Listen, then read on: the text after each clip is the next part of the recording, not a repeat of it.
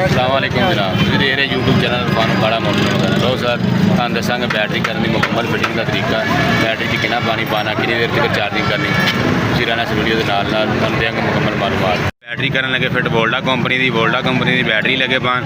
है दो निशान जो ऊपर निशान के तेजाब पावांगे, तेजाब पा के थोड़ी देर तक छड़ देंगे।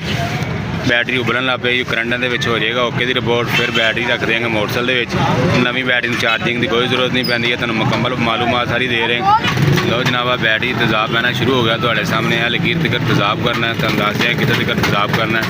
उपरले निशान तक तेजाब करना, सुपर तेजाब नहीं जाना। ठीक हो गया, बस ओके हो गया निशान करना।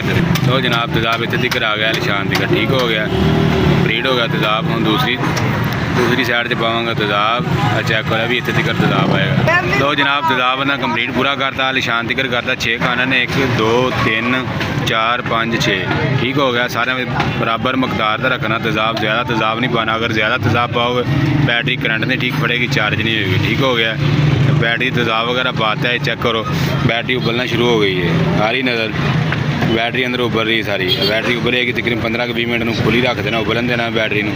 तो जनाब बैटरी तेजाब मुकम्मल पै गया। 15-20 मिनट इस तरह पई रहना नहीं, बैटरी अंदर उबलेगी, उबल के खुद ब खुद होएगी चार्जिंग। ठीक है, 15-20 मिनट ढक्कन खुले रहते हैं, ढक्कन बंद नहीं करने।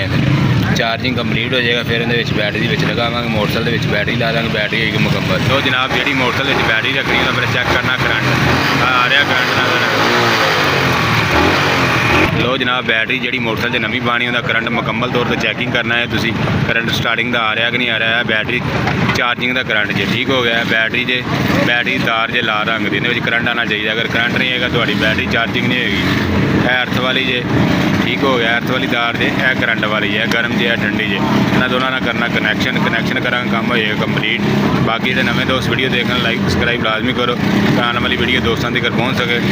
तो जनाब 15-20 मिनट ढक्कन खुले रहने तो बाद इन्हें बोल्ट जोड़े गए उपर जो कावले फुल कर देंगे, टाइट करके बैटरी रखेंगे जी, कनैक्शन थोड़े सामने करांगे। सारे पेज सर कर देंगे, मुकम्मल टाइट कर देंगे। ठीक हो गया, मुकम्मल टाइट करांगे। टाइट करने के बाद बैटरी रखेंगे मोटरसाइकिल कनैक्शन तुहानूं दस दित्ते, दोबारा फिर कनैक्शन करके तुहानूं दसने किस तरह कनैक्शन। तो जनाब मोटरसाइकिल से बैटरी लगे फिटिंग करन, तुहाडे सामने फिटिंग हो गई जी। बैटरी इस तरह करनी फिटिंग तो तारा कनैक्शन तुहाडे सामने जी। लाल ना लाल तो सबज ना सबज तार लगानी जी। ठीक हो गया, तुहाडे सामने कनैक्शन हो रहे हैं, सबज तार ना सबज तार लगनी जी।